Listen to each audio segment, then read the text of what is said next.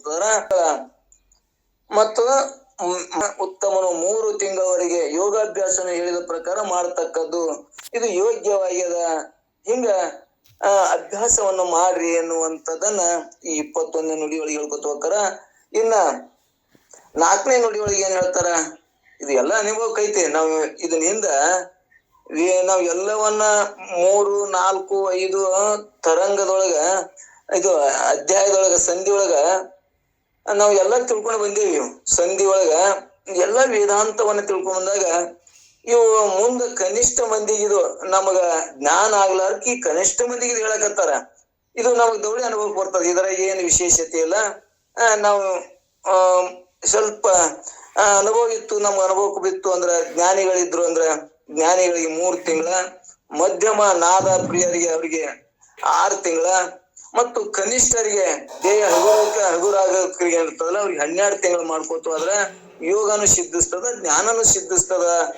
ಅದಕ್ಕೆ 1 ವರ್ಷಗಟ್ಲೆ ಬಿಟ್ಟು ಬಿಡದೆ ಮಾಡ್ರಿ ಅನ್ನುವಂಥದ್ದನ್ನ ಮಧ್ಯಮ ಮತ್ತು ಕನಿಷ್ಠ ಉತ್ತಮರಿಗೆ 3 ರೀತಿಯಿಂದ ನಾವು ಯಾವ ಸ್ಥಾನದಾಗ ಇದೀವಿ ನಮ್ಗೆ ಗೊತ್ತಾಗ್ತದ್ರಿ. ಮತ್ತೊಬ್ರಿಗೆ ನಾವು ಹೇಳೋನ್ ಬೇಡ, ಮತ್ತೊಬ್ರಿಗೆ ಕೇಳೋನ್ ಬೇಡ.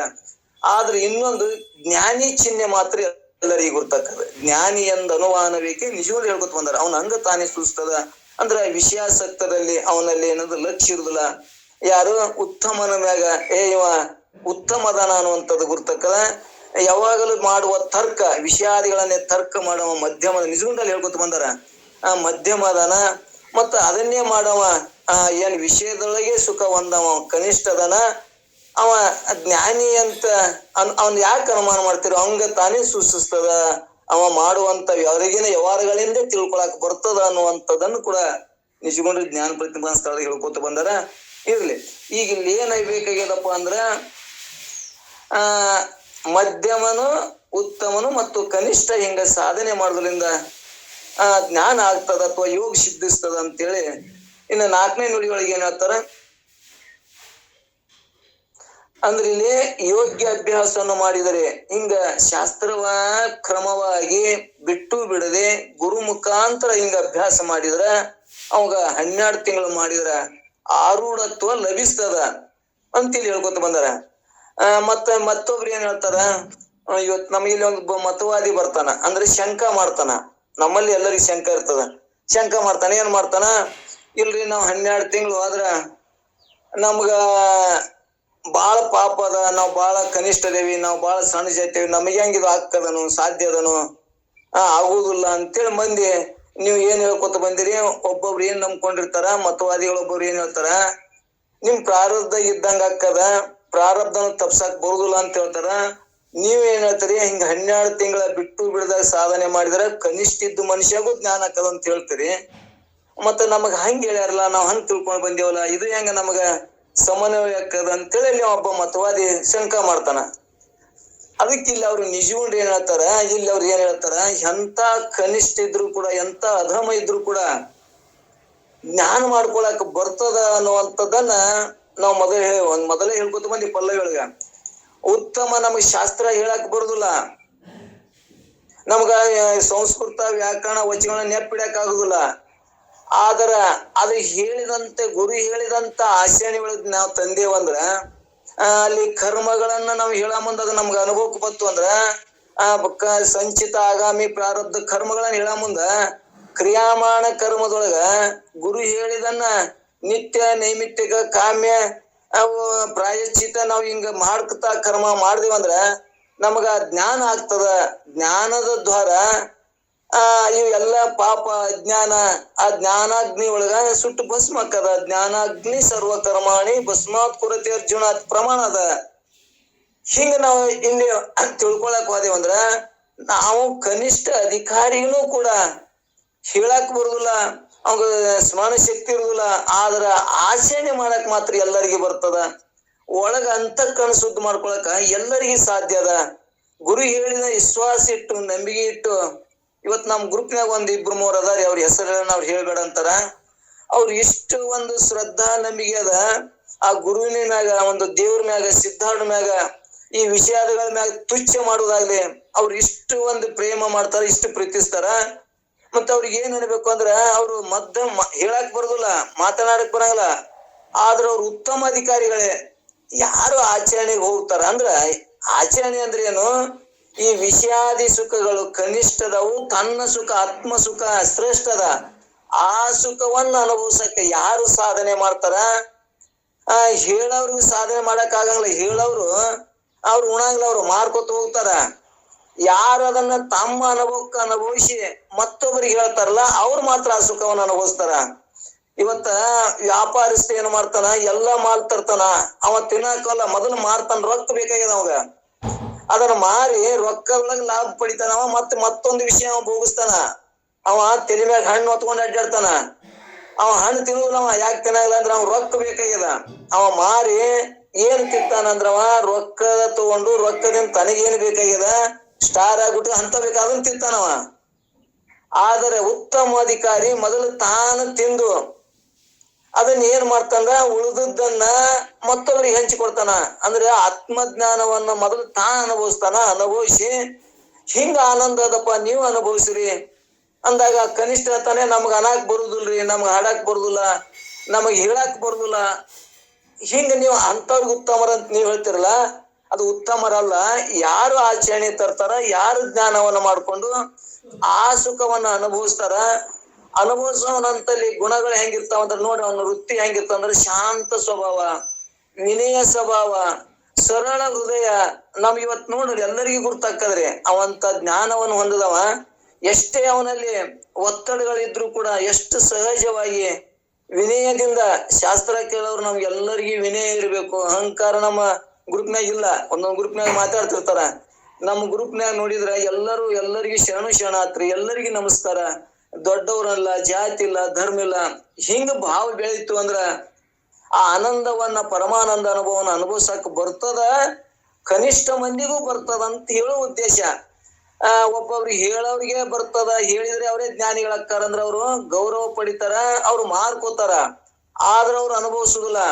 ಎಷ್ಟೋ ಮಂದಿ ವೇದಿಕೆ ಹೋಗ್ಲಾರೆ, ತಳಗ ಕೂತ ಮತ್ತೊಬ್ರು ಗುರುತಿಸಿಕೊಳ್ಳಾರೆ ಆ ಪರಮಾನಂದ ಸುಖವನ್ನು ಅನುಭವಿಸೋರು ಎಷ್ಟೋ ಮಂದಿ ಅದಾರ ನಮ್ಮ ದೇಶದೊಳಗಲ್ಲಿ, ನಮ್ ಗ್ರೂಪ್ನಾಗೂ ಅದಾರ. ನಾವ್ ಹೇಳೋರೇ ಶ್ರೇಷ್ಠ ಅಂತಲ್ಲ, ಹೇಳದೆ ಅದನ್ನ ಆಚರಣೆ ಒಳಗೆ ತಂದು ಆ ಸುಖವನ್ನ ಅನುಭವಿಸುವಂತ ಕ್ರಿಯೆ ಗುರುತಾದವ್ರು ಇವ್ರು ಜ್ಞಾನಿಗಳು, ಇವ್ರು ಉತ್ತಮರು. ಇವ್ರು ಕಣ್ಣಿಗೆ ಏನಾಗ್ತಾರ? ಮಧ್ಯಮಗತೆ ಕಾಣ್ತಾರ. ಹೇಳಕ್ ಬರಂಗಿಲ್ಲ, ಕೇಳಕ್ ಬರಂಗಿಲ್ಲ, ಇದು ಹೇಳಕ್ ಬರಂಗಿಲ್ಲ, ಪದ ಹಾಡಕ್ ಬರಂಗಿಲ್ಲ, ಪರಮಾನುಭವ ಸ್ತೋತ್ರ ಅನ್ನಕ್ ಬರುದಿಲ್ಲ, ಅನಾಕ್ ಬರುದಿಲ್ಲ ಅಂತ ಕನಿಷ್ಠ ಅನ್ನಕ್ ಬರುದಿಲ್ಲ ಅಂತಿಲ್ಲ ನಾವ್ ಹೇಳೋ ಉದ್ದೇಶ. ಯಾರು ಆ ಪರಮಾನಂದ ಸುಖವನ್ನ, ಆತ್ಮ ಸುಖವನ್ನ ಅನುಭವಿಸ್ತಾರ, ಅವ್ರು ಹೊರಗೆ ಕನಿಷ್ಠ ಆಗಿ ತೋರಿದ್ರು ಕೂಡ ಅವ್ರಿಗೆ ಉತ್ತಮರು ಅಂತಿಲ್ಲ ನಾವು ಇದು ಕೊಡ್ಬೇಕಾಗಿದೆ. ಆ ಪ್ರಶಸ್ತಿ ಅವರೇ ಉತ್ತಮರು ಅಂತ ನಿಜಗೊಂಡು ಹೇಳುವ ಉದ್ದೇಶದೊಳಗ. ಯಾರು ಈ ಮಧ್ಯಮರು ಯಾರಪ್ಪ ಅಂದ್ರ, ಯಾರು ಬಿಟ್ಟು ಬಿಡದೆ ಆಚರಣೆ ಒಳಗುನು ಅದಾರ, ತಮ್ಮದೇ ತಾವು ನೋಡ್ಕೋತಾರ, ಮತ್ತೊಬ್ಬರು ನೋಡಂಗಿಲ್ಲ. ಬ್ಯಾಡಪ್ಪ, ನಾವು ಶುದ್ಧ ಮಾಡ್ಕೊಂಡು ಮತ್ತೊಬ್ರಿಗೆ ಹೇಳಾರೆ ನಾವು ಪ್ರಪಂಚನೂ ಮಾಡ್ಕೊಳ್ಳೋಣ, ಮತ್ತೆ ಅಧ್ಯಾತ್ಮ ಸುಖವನ್ನು ಅನುಭವಿಸುವವರು ಮಧ್ಯಮರು ಇರ್ತಾರ. ಮತ್ತು ಉತ್ತಮರು ಆ ಪರಮಾನಂದ ಸುಖವನ್ನ ತಾವು ಅನುಭವಿಸ್ತಾರ. ಅನುಭವಿಸಿ ತಮ್ಮ ದಾಟಿ ಒಳಗೆ ತಮ್ಮ ಅನುಭವಕ್ಕೆ ಬಂದದ್ದನ್ನ ನಾನು ಅನುಭವಿಸಿನಪ್ಪ, ಹಿಂಗ ನಮಗೂ ಬರ್ತದ, ಪ್ರಪಂಚ ಮಾಡ್ಕೋತ ಅಧ್ಯಾತ್ಮನು ಸಾಧಿಸಕ್ ಬರ್ತದ ಅನ್ನುವಂಥದ್ದನ್ನ ಮತ್ತೊಬ್ಬರಿಗೆ ತನ್ನ ಅನುವಿನಿಂದ ಏನ ತಿಳಿಸ್ಕೊಡ್ತಾರ, ಅವ್ರು ಉತ್ತಮರು ಅನ್ನುವಂಥದ್ದನ್ನ ಹಿಂಗ ನಮ್ಮೊಳಗೆ ಎಲ್ಲರಿಗೂ ಅನುಭವಕ್ಕೆ ಬರ್ತದ. ಕನಿಷ್ಠ, ಮಧ್ಯಮ, ಉತ್ತಮರು ಯಾರು ಅನ್ನುವಂಥದ್ದನ್ನ ಇಲ್ಲಿ ಏನ್ ಮತವಾದಿ ಏನ್ ಹೇಳಿದ್ನಲ್ಲ, ನೀವ್ ಹೇಳ್ತೀರಿ ನಮ್ಗೆ ಹೇಳಕ್ ಬರುದಿಲ್ಲ, ನಮಗ್ ಸಾಲಿ ಕಲ್ತಿಲ್ಲ, ನಮಗ್ ವ್ಯಾಕರಣ ಬರುದಿಲ್ಲ ಅಂತ ಹೇಳ್ತಾನ. ಆದ್ರ ಅವ ಆಚಾರಕ್ಕೆ ತಂದಿದ್ನಂದ್ರ ಅವನೇ ಉತ್ತಮ ಅಂತಿಲ್ಲಿ ನಾವು ಹಿಂಗ ಇಲ್ಲಿ ನಿಜಗೊಂಡು ಹೇಳುವಂತ ಉದ್ದೇಶದ. ಅದಕ್ಕ ಆದಷ್ಟು ಸಾಧನೆ ಎಲ್ಲಿರ್ಬೇಕಂದ್ರ, ಯಾವುದನ್ನ ಸಾಧನೆ ಮಾಡೋದ್ರಿಂದ ಪಡ್ಕೋಬೇಕು ಅನ್ನುವಂಥದ್ದನ್ನ ಏನಿರ್ತಲ್ಲ, ಆತ್ಮಜ್ಞಾನವನ್ನ ಪಡ್ಕೊಳ್ಳೋದು ನಮ್ಮ ಮೇನ್ ಉದ್ದೇಶ ಇರ್ಬೇಕು. ಆ ನಂತರ ನಾವು ಅನುಭವಿಸಿ ಇದರಿಂದ ಮತ್ತೊಬ್ರಿಗೆ ಏನಾದ್ರೂ ಪ್ರಯೋಜನ ಇಕ್ಕಿತ್ತು ಅಂದ್ರೆ ಅದನ್ನ ಹೇಳ್ಬೇಕು. ಮತ್ತೆ ಹೇಳಕ್ ಬರ್ಲಿಕ್ಕಂದ್ರೆ ತಾನೇ ಅನುಭವಿಸ್ಕೊತ ಇದ್ರುನು ಉತ್ತಮ. ಹೇಳಿದ್ನಪ್ಪ ಅಂದ್ರೆ ಏನಕ್ಕನವ, ತಾನು ಅನುಭವಿಸಿ ಮತ್ತೊಬ್ರಿಗೆ ಹೇಳಿದ್ರೆ ಉತ್ತಮನು ಆಗ್ತಾನ ಅನ್ನುವಂಥದ್ದನ್ನ ಇಲ್ಲಿ ಅವರು ಕನಿಷ್ಠ, ಮಧ್ಯಮ, ಉತ್ತಮ 3 ಮಂದಿಯನ್ನು ಹಿಂಗಳಿಸಿ 3 ತಿಂಗಳ ಉತ್ತಮರಿಗೆ, 6 ತಿಂಗಳ ಮಧ್ಯಮರಿಗೆ, ಕನಿಷ್ಠ ಅವರಿಗೆ 12 ತಿಂಗಳವರೆಗೆ ಹಿಂಗ ಯೋಗ ಅಭ್ಯಾಸನ ಮಾಡಿದ್ರೆ ನಿಮಗೂ ಸಾಧ್ಯ ಆಗ್ತದ. ನಿಮ್ದು ಏನೇ ಪ್ರಾರಬ್ಧ ಇರ್ಲಿ, ನಿಮ್ದು ಏನೇ ಪಾಪ ಇದ್ರೂ ಕೂಡ ಅಲ್ಲಿ ಜ್ಞಾನಾಗ್ನಿ ಒಳಗ ಭಸ್ಮ ಆಗ್ತದ ಅಂತನ್ನುವಂಥದ್ದನ್ನ ಇವರು ಭಗವದ್ಗೀತೆಗಳು ಕೂಡ ಪರಮಾತ್ಮ ಹೇಳ್ಕೊತ ಬಂದಾನ. ಎಂತ ದುರಾಚಾರಿ ಇದ್ರು ಕೂಡ ಒಮ್ಮೆ ಭಗವಂತನಿಗೆ ಶರಣಾಗತನಾಗಿ ಈ ಜ್ಞಾನವನ್ನ ಮಾಡ್ಕೊಂಡ್ರು ಕೂಡ ಪಾಪಿ ದುರಾಚಾರಿನೂ ಕೂಡ ಮೋಕ್ಷನು ಹೊಂತಾನ ಅನ್ನುವಂಥದ್ದನ್ನು ಒಂದು ಭಗವದ್ಗೀತಾ ಶ್ಲೋಕದ. ಇಲ್ಲಿ ಒಟ್ಟಾರೆ ನಾವು ಯಾರು ಈ ಸಾಧನೆ ಒಳಗ ಇದ್ದು ಇಂಥ ಸಂಸಾರದೊಳಗೆ ಇದ್ದನು ಕೂಡ ಸಾಧನೆ ಮಾಡಕ್ ಬರ್ತದ ಅನ್ನುವಂಥದ್ದನ್ನ ಇಲ್ಲಿ ನಮ್ಮ ಒತ್ತು ಕೊಟ್ಟು ಹೇಳ್ಕೊತ ಬಂದಾರ ನಿಜಗೊಂಡ್ರು.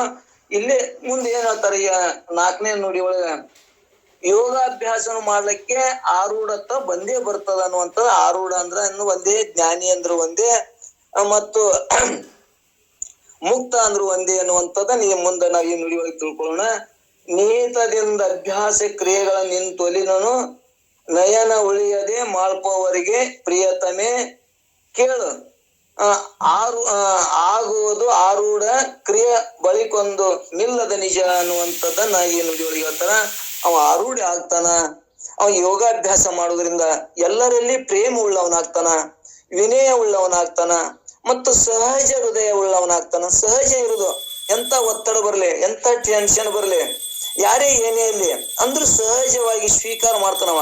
ಯಾಕ ಅವ ಏನು ನಿಶ್ಚಯ ಆಗ್ಯದ, ಗುರು ಏನ್ ಹೇಳ್ಯಾನ, ಈ ದೇಹಾದಿಯವರ ಪ್ರಪಂಚ ಏನ್ ತೋರುದಲ್ಲ ಇದು ಮಿಥ್ಯೆ ಅದ, ಇದು ನೀನು ಅದಕ್ಕ ಕಡೆ ಲಕ್ಷ್ಯ ಕೊಡಬೇಡ, ಕ್ರೋಧಿ ಆಗಬೇಡ, ಸಹಜವಾಗಿ ಸ್ವೀಕರಿಸು.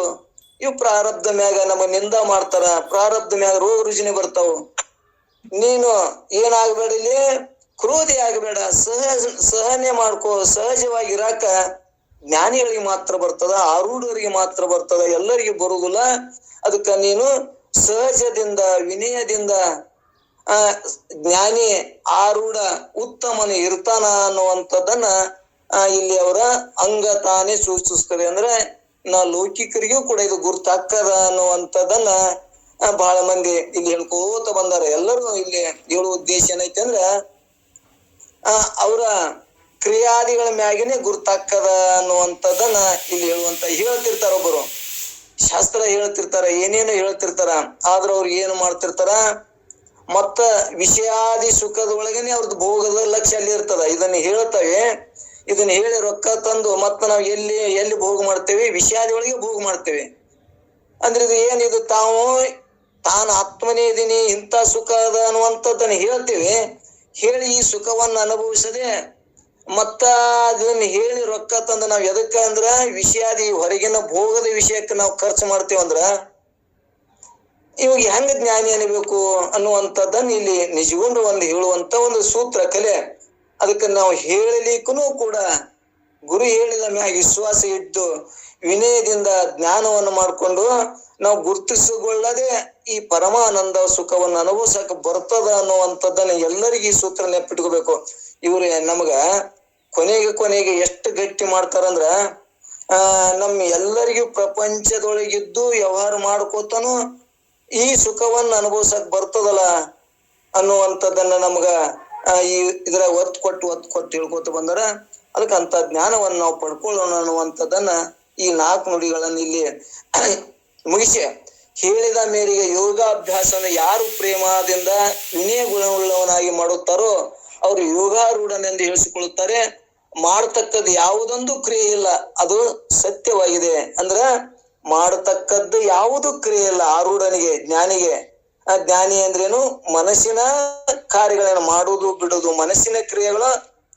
ಈ ಮನಸ್ಸನ್ನೇ ನಾನಲ್ಲ ಅಂತಂದಾಗ ಅವ ಹಿಡಿದು ಇಲ್ಲ, ಮಾಡುದಿಲ್ಲ. ಈ ಮನುಷ್ಯನ ಗುಣಗಳನ್ನ ಅವು ಮಾಡ್ತಾವು. ನಾನು ಇದಕ್ಕೆ ಹೊರತಾದ ಆತ್ಮನ ಬ್ಯಾರೆ ಇದೀನಿ ಅನ್ನುವಂಥದ್ದನ್ನ ತಿಳ್ಕೊಂಡವಾಗ ಇವ ಆರೂಢ, ಇವ ಜ್ಞಾನಿ ಅದಾನ. ಇಷ್ಟು ಸರಳ ಸೂತ್ರವನ್ನ ನಮಗ ಶಾಸ್ತ್ರ ತಿಳಿಸಿಕೊಡ್ತದ. ಇದಕ್ಕಿಂತ ಏನು ಸರಳ ಹೇಳ್ಬೇಕು ಹೇಳ್ರಿ. ಅಷ್ಟು ಸರಳವಾಗಿ ಇವು ನಮ್ಮ ಸಂಸಾರದಾಗ ಎಲ್ಲರಿಗೆ ಎಡ್ರ ತೊಡ್ರ ದುಃಖ ದುಮ್ಮಾನ ಸಾಮಾನ್ಯ ಇದ್ದವಂಗೂ ಬರ್ತಾವ, ಇಲ್ಲಾರ್ದವಂಗೂ ಬರ್ತಾವ, ಜ್ಞಾನಿಗೂ ಬರ್ತಾವ, ಅಜ್ಞಾನಿಗೂ ಬರ್ತಾವ. ಎಲ್ಲರಿಗೇನು ಕೂಡ ಅದ ಏನದ, ಈ ಶರೀರ ನಾನಂದ್ರ ಅದಕ್ಕೆ ಶರೀರಕ್ಕೆ ಸಂಬಂಧಪಟ್ಟು ಪ್ರಾರಬ್ಧ ಇದ್ದೇ ಇರ್ತದ. ಈ ಜ್ಞಾನವದ ಅನ್ನಂದ್ರ, ಆರೂಢನ ಅನ್ನಂದ್ರ, ತಿಳ್ಕೊಂಡಂದ್ರ, ಉತ್ತಮ ಅಧಿಕಾರಿ ಅನ್ನಂದ್ರ ಇವು ಎಲ್ಲವೂ ಕೂಡ ಮನಸ್ಸಿನ ಕಾರ್ಯದವು. ನಾ ಮನಸ್ಸಿಗೆ ಹೊರತಾದಂತ ನಾ ಆತ್ಮ ಅದೇನಿ. ನಾ ಆತ್ಮ ಹೆಂಗದೇನಿ ಅಂದ್ರೆ ಸುಖ ಸ್ವರೂಪನೇ ಇದೀನಿ, ನಾನು ನಿತ್ಯ ಇದೀನಿ, ನಾ ಆನಂದ ಸ್ವರೂಪ ನಾನದೀನಿ. ನನ್ನ ಆನಂದವನ್ನ ಆರೂಢ ಅನುಭವಿಸ್ತಾನ. ಈ ಮಾತು ಹೇಳವ ಮತ್ತೆ ವಿಷಾದಿ ಒಳಗಿರುವಂತ ಸುಖವನ್ನೇ ಅವ ಅನುಭವಿಸ್ತಾನ. ಯಾರು ಶ್ರೇಷ್ಠ? ಮಾತು ಹೇಳದವನ ಶ್ರೇಷ್ಠ, ಮಾತು ಹೇಳದಿರೋವನ ಶ್ರೇಷ್ಠನು ಅನ್ನುವಂಥದ್ದನ್ನ ಇಲ್ಲಿ ನಮ್ಗ ಎಲ್ಲಕ್ಕೂ ಕೂಡ ಮಾತು ಹೇಳದವನು ಶ್ರೇಷ್ಠ ಅಲ್ಲ, ಮಾತು ಸುಮ್ಮಿದ್ದವನು ಶ್ರೇಷ್ಠ ಅಲ್ಲ. ಯಾರು ಈ ಸುಖವನ್ನ ತನ್ನ ಸುಖವನ್ನ ಅನುಭವಿಸ್ತಾರ ಅವರು ಶ್ರೇಷ್ಠ, ಅವರು ಉತ್ತಮರು ಅನ್ನುವಂಥದ್ದನ್ನ ಮಧ್ಯಮ, ಉತ್ತಮ, ಕನಿಷ್ಠ ಹಿಂಗೆ ಯಾರು ಯೋಗಾಭ್ಯಾಸವನ್ನು ಮಾಡ್ತಾರ ಅವ್ರಿಗೆ ಮಾತ್ರ ಆ ಜ್ಞಾನ ಅಂದ್ರೆ ಆರೂಢ ಆಗ್ತಾರ. ಅಂದ್ರೆ ಆರೂಢ ಜ್ಞಾನಿ ಆಗ್ತಾರ ಅನ್ನುವಂಥದ್ದನ್ನ ಈ ರೂಢಿ ಒಳಗೆ ಹೇಳ್ಕೊತ ಬಂದ್ರ ಅವ ಆರೂಢ ಹೆಂಗಿರ್ತಾನಂದ್ರೆ ವಿನಯದಿಂದ ಇರ್ತಾನ, ಸಹಜ ಇರ್ತಾನ, ಶಾಂತ ಸ್ವಭಾವದ ಉಳ್ಳವನಾಗಿರ್ತಾನ, ಎಲ್ಲರಲ್ಲಿ ಪ್ರೀತಿ ಉಳ್ಳವನಾಗಿರ್ತಾನ. ಇಂಥವೆಲ್ಲವೂ ಕೂಡ ಅವನ ಲಕ್ಷಣಗಳ ಮುಖಾಂತರ ತಿಳಿತದ. ಅವ ಯಾವಾಗಲೂ ತನ್ನ ಆನಂದ ಸುಖವನ್ನೇ ಅನುಭವಿಸವ. ಅವ ಎಂತವನಿಗೆ ಕನಿಷ್ಠ ಅಧಿಕಾರಿ ಇರ್ಲಿ, ಯಾರು ತನ್ನ ಸುಖವನ್ನ ಅನುಭವಿಸಕ್ ಬರ್ತಾರ, ಶಾಸ್ತ್ರ ಹೇಳಕ್ ಬರುದಿಲ್ಲ, ಮತ್ತ ಏನು ಮತ್ತೊಬ್ಬರಿಗೆ ಹೇಳಕ್ ಬರುದಿಲ್ಲ, ಆದ್ರೆ ಈ ಸೂತ್ರ ತಿಳಿದಾನ ಅಂತವ ಮಾತ್ರ ಇಲ್ಲಿ ಉತ್ತಮ ಅಧಿಕಾರಿ ಅನಬೇಕು ಅನ್ನುವಂಥದ್ದನ್ನ ಇಲ್ಲಿ ಬಹಳ ಚಂದ ಅನ್ಕೋತ ತಿಳಿಸ್ಕೋತ ಬಂತಾರ. ಅಂತ ಅನುವನ್ನ ನಾವು ನೀವು ತಿಳಿದು ಈ ಮತ್ತ ಯೋಗಾಭ್ಯಾಸ ಇಷ್ಟೊತ್ತನ ಇಂಥವ್ರಿಗೆ ವಿನಯ ಇರ್ಬೇಕು, ಗುರು ಹೇಳಿದ ಶ್ರದ್ಧಾ ಇರ್ಬೇಕು, 6 ತಿಂಗಳ ಮಾಡ್ಬೇಕು, 3 ತಿಂಗಳ 12 ತಿಂಗಳು ಹೇಳಿದ್ರಿ. ಇನ್ನು ಮುಂದ ಮತ್ತೆ ಎಂಥವ್ರಿಗೆ ಯೋಗ ಸಿದ್ಧಿಸುವಲ್ಲ, ಜ್ಞಾನ ಆಗುದಿಲ್ಲ ಅನ್ನುವಂಥದ್ದನ್ನ ಮೊದಲು ಇಷ್ಟೊತ್ತನ ಒಳ್ಳೇದು ಹೇಳಿದ್ರು, ಚಲೋ ಹೇಳಿದ್ರು. ಇನ್ನು ಯಾರಿಗೆ ಆಗುವುದಿಲ್ಲಪ್ಪ ಜ್ಞಾನ ಅನ್ನುವಂಥದ್ದನ್ನ ಇಲ್ಲಿ ಮುಂದೆ ನೋಡಿ ಹೇಳ್ತಾರ. ಅಂದ್ರೆ ಮುಂದಿನ 23ನೇ ಸೂತ್ರ ಹೇಳ್ತಾರ. ಏನ್ ಹೇಳ್ತಾರ ಅನ್ನುವಂಥದ್ದನ್ನ ಇವತ್ತಿನ ಸಮಯದ ನೋಡಿ ಮುಗಿಸಿದೌಡ. ಯೋಗಾಧಿಕಾರಿ ಅಂದ್ರೆ ನಾವು ಉಕ್ತ ರೀತಿ ಯೋಗಾಭ್ಯಾಸನ ಮಾಡುತ್ತಾ ಕುಂತರೆ ನಮ್ಮ ಯೋಗಕ್ಷೇಮವನ್ನು ನೋಡೋರು ಯಾರೆಂದು ಶಂಕೆಯನ್ನು ಮಾಡಿದರೆ. ಅಂದ್ರೆ ನಾವು ಯೋಗ ಧ್ಯಾನ ಮಾಡ್ಕೋತ ಕೂತೇವಿ, ನಮ್ ನಾಳೆ ಬದುಕಿ ಹೆಂಗ್ರಿ, ನಾಳೆ ನಮ್ ಉಣಾಕ್ ರೊಕ್ಕ ಬೇಕಲ್ಲ, ನಮ್ಗ ಊಟ ಬೇಕಲ್ಲ, ನಮ್ ಸಂಸಾರ ಅದೇ ಅಂದ್ರೆ ಸಂಸಾರಕ್ಕೆ ರೊಕ್ಕ ಬೇಕಲ್ಲ, ಹೆಂಡ್ರು ಮಕ್ಕಳು ಅಂತವ್ರು ಹಿಂಗ ಚಿಂತೆ ಮಾಡಿದ್ರ ನಾವು ಮೊದಲು ಹೇಳ್ಕೊತ ಬಂದೇವಿ. ಮೊದಲ ನಮ್ಮ ಪ್ರಾರಬ್ಧ ಮ್ಯಾಗ ಇನ್ನು ಸ್ವಾಮಿ ವಿವೇಕಾನಂದ ದೃಷ್ಟ ಅಂತ ಹೇಳಿದೇವೆ. ಯುಕ್ತ ಆಹಾರ ವಿವರ ಉಳ್ಳವರಾಗಿ ಯೋಗಾಭ್ಯಾಸನ್ನ ಮಾಡ್ರಿ ಅನ್ನುವಂಥದ್ದನ್ನ ಇಲ್ಲಿ 3 ಮಾತುಗಳನ್ನ ಹೇಳ್ಕೊತ ಬಂದ್ರು. ನಾವು ಏನಪ್ಪಾ ಅಂದ್ರ